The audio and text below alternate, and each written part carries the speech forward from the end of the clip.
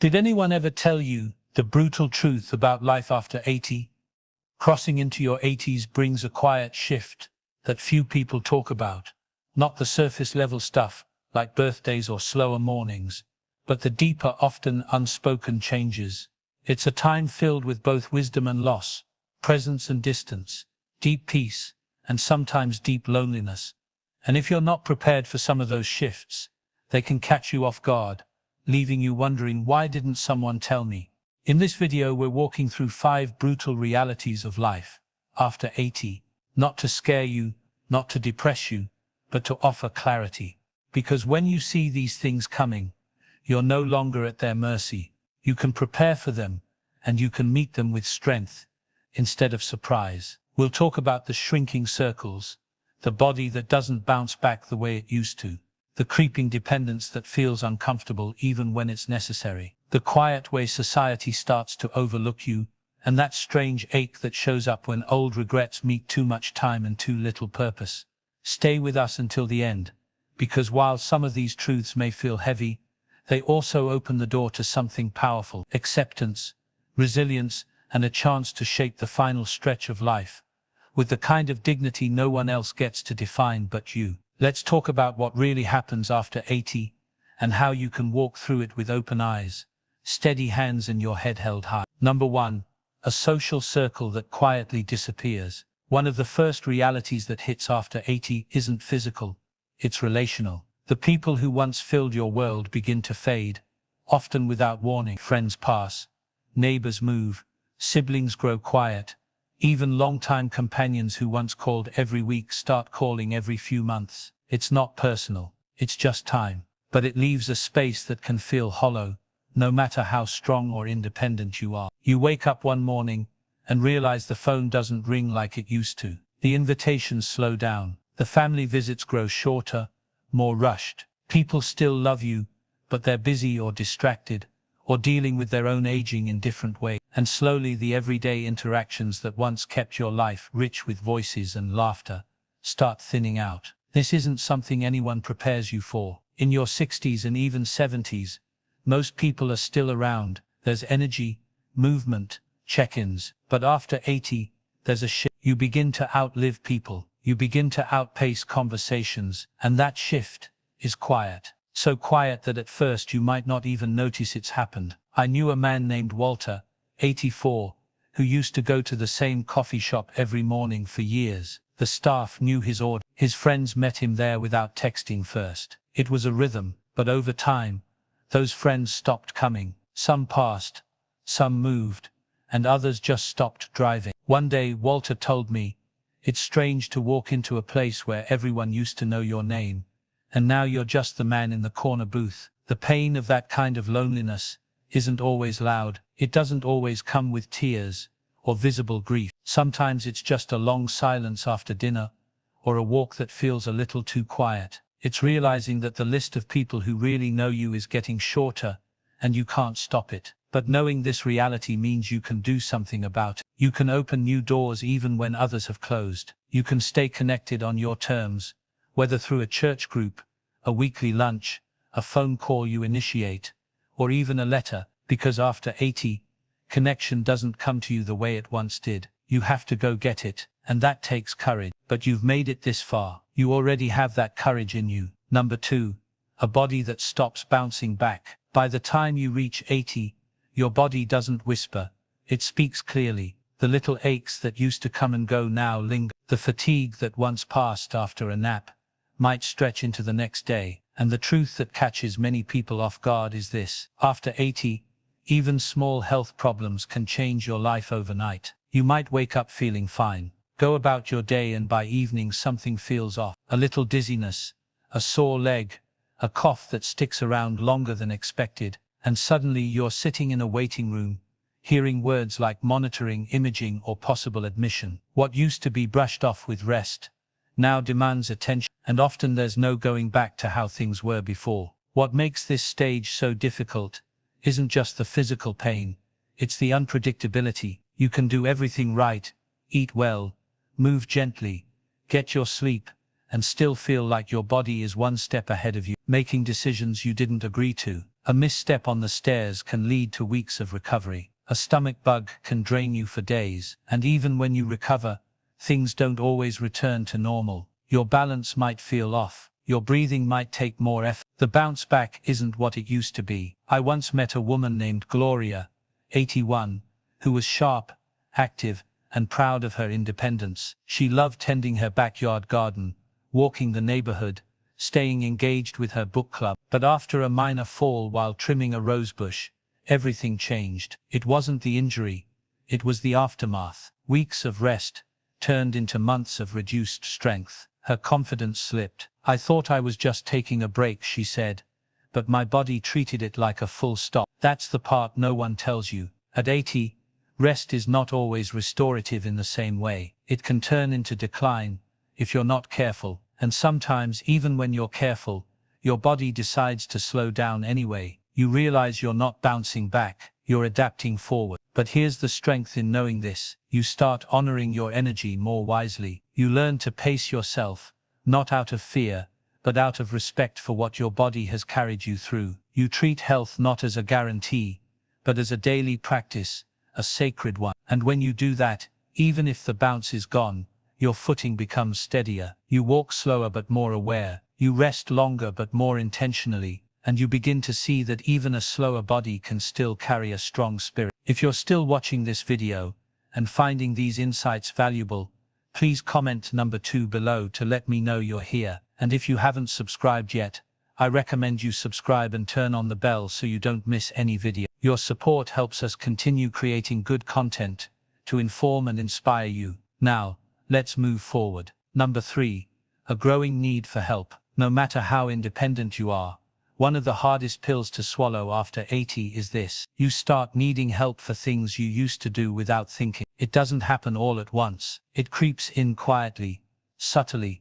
until one day you notice you're avoiding the high cabinets. You're holding on to the railing just a little tighter. You're hesitating before getting behind the wheel on a rainy day. And even though part of you still feels capable, another part knows some things aren't as easy anymore. What makes this reality difficult isn't just the physical shift, it's the emotional one. For those who've lived decades, taking care of others, the thought of becoming the one who needs help can feel deeply uncomfortable. You may start feeling like a burden, or you may begin hiding what you can't do, skipping the grocery trip, not telling your kids you tripped, trying to fix the light bulb on your own, even though your shoulder's been hurting for weeks. The desire to stay independent doesn't go away. If anything, it grows stronger. But the truth is, independence after 80 looks different than it did at 6. It's not about doing everything alone. It's about knowing when to ask for help and being brave enough to accept it. I knew a man named Eugene,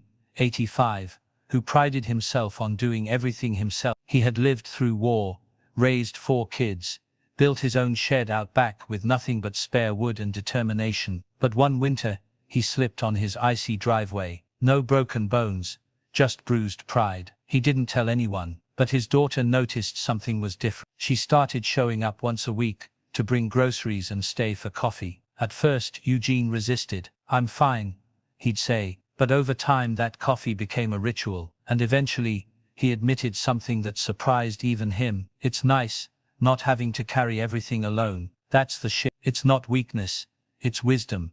Knowing that accepting help isn't a loss of independence, it's a way of protecting it. Because when you allow someone to help you climb the stairs, or drive you to the doctor or carry that heavy bag, you're actually giving yourself more years of doing what matters most. And not all help has to come from people. It can be a grab bar in the shower, a stool in the kitchen, a reminder on the fridge. These little supports don't take away your dignity, they preserve it. After 80, the bravest thing you can say might just be, "I could use a." Because the older you get, the more strength you show by choosing safety over pride, peace over struggle, and connection over isolation. Number 4, a presence the world starts to overlook. One of the more painful realities of life after 80 isn't about your body or your memory, it's about your presence. Slowly you begin to feel invisible, not to the people who love you maybe, but to the world at large. The cashier looks past you to the person behind you. The doctor talks to your adult child instead of you. The server at the restaurant assumes you can't hear or think or decide for yourself. It's subtle at first,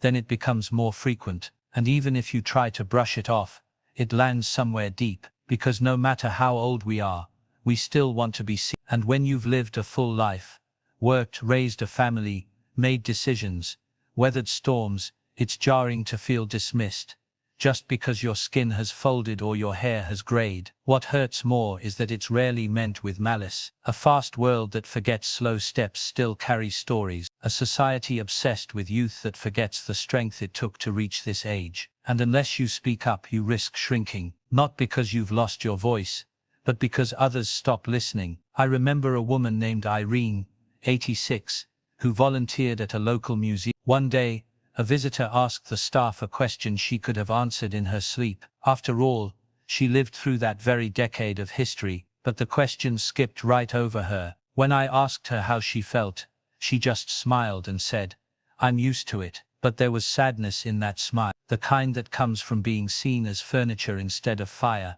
But you are not furniture, you are not background, you are still here, still thinking, still contributing. And just because the world sometimes forgets, that doesn't mean you have to. So what can you do? You speak anyway. You ask the questions, you offer the opinions, you vote, you share your stories even when no one asks. You stand up even if your knees wobble, because every time you claim your space in the room, you remind the world and yourself that you are not done yet. You are not invisible. You are a living library, a witness to time, a voice that still matters. And you don't have to shout to be heard. You just have to refuse to disappear. If you're still watching this video and finding these insights valuable, please comment number 4 below to let me know you're here.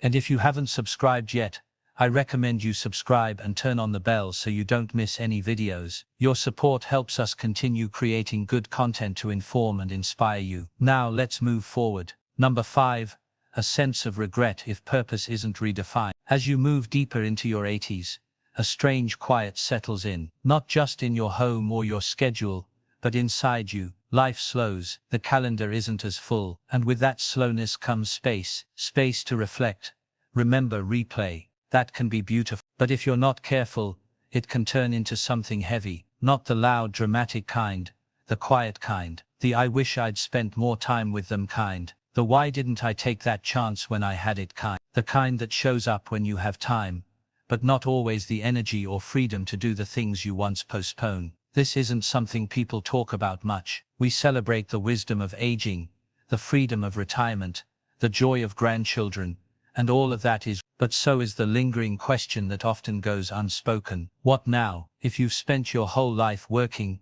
giving, running, raising, serving, and then it all stops, it can feel like your purpose is fading with it. I knew a man named Stanley, 88. He had been a teacher for over 40. After he retired, he felt proud, but also strangely hollow. "No one needs me anymore," he said once. But that wasn't true. He just hadn't yet found a new way to be needed. Because purpose doesn't retire, it changes. Maybe you don't build houses anymore, but you build confidence in your great-grandkids, with your stories. Maybe you don't lead meetings, but you lead with presence when someone is grieving. Maybe you don't solve big problems, but you solve loneliness with a smile to a neighbor. The danger of regret isn't that you've made mistakes. We all have. It's that you sit in them too long without turning them into something meaningful. But when you redefine purpose, not as productivity, but as presence, you begin to realize that you still have so much to give, not just to others,